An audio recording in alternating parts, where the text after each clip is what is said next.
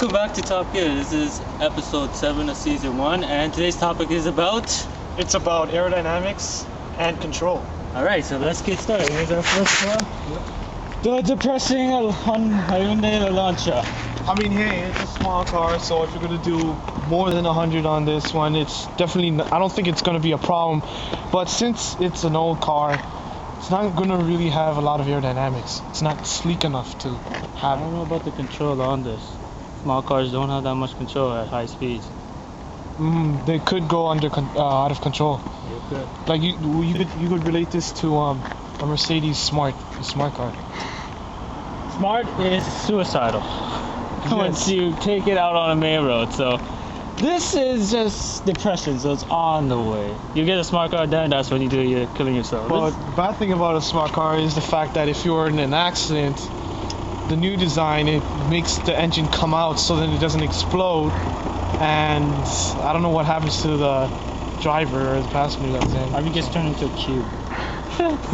Alright, so this car, I think you could probably control it around 110, but I think if you go beyond 120, you just give out.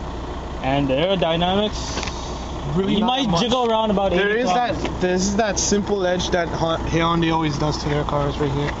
They never changed it. You can see it on old cars and new cars. So it might be jittery around 80 kms and out of control over 120. Okay. Alright, that's good.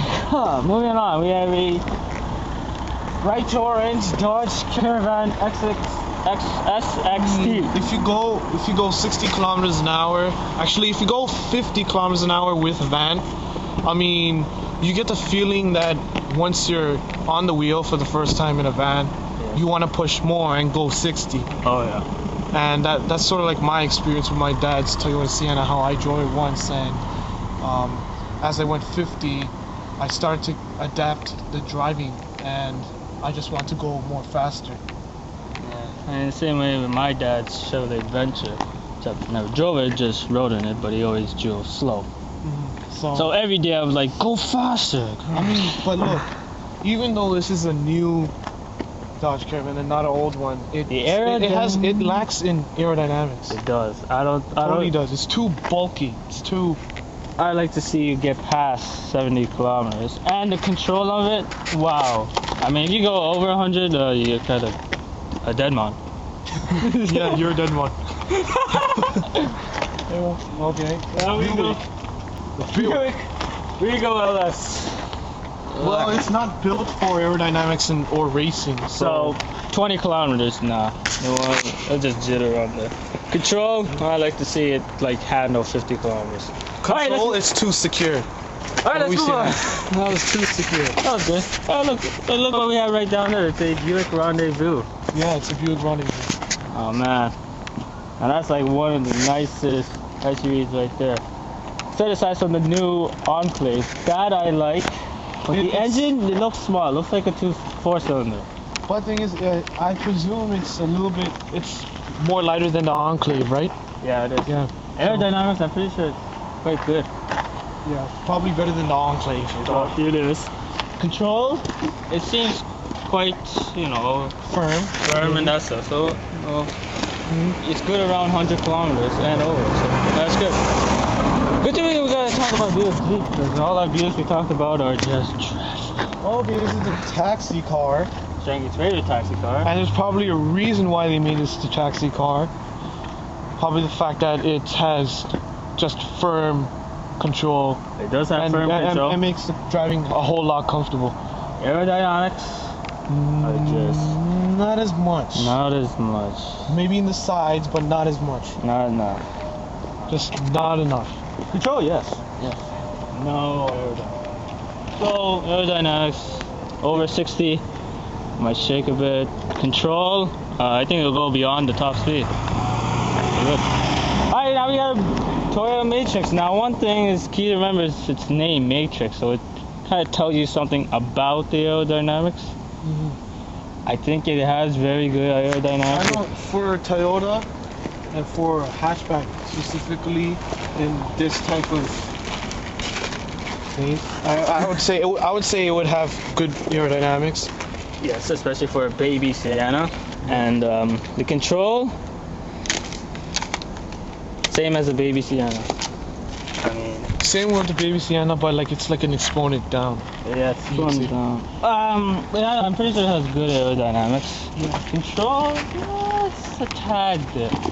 Okay. I'm gonna move on to Mazda 2. Now this will be in direct relationship to the smart car. Okay, so if you were to go over 110, Control is just messed. You won't have it. Aerodynamics, since it's a small car, yes, it would have. yes, but in a way that it's gonna go in this type of projectile. Yes, like a bullet flying through space, or a projectile missile. Just like throwing a ball from a balcony. Oh yes, just like that. It'll just go up straight, but then it's just gonna hit down. This is practically a reference to physics, grade 11 physics, Yes, physics. which we don't worry about right now because we're in the studio. We're doing our work. Oh, actually, we're outside the state. All right, now we move on to another small hatchback. It's the Chevrolet Aveo to the Exponent 5. Because it's that good, it's 5 times itself. The same thing with the smart car.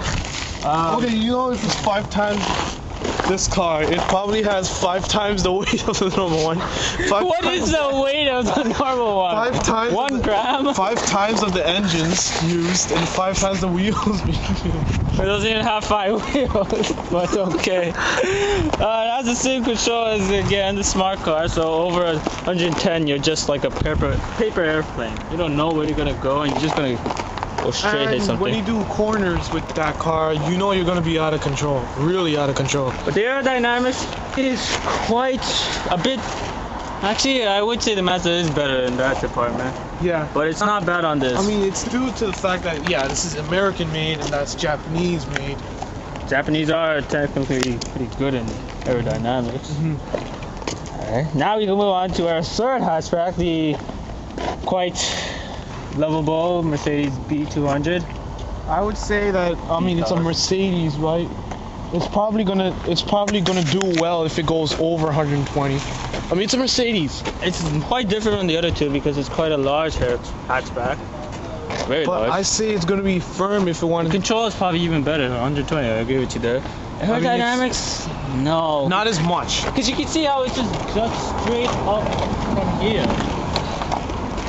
Like, it's almost like a standing wall in front, and then it slopes down. It looks like it has better aerodynamics when it's going in reverse.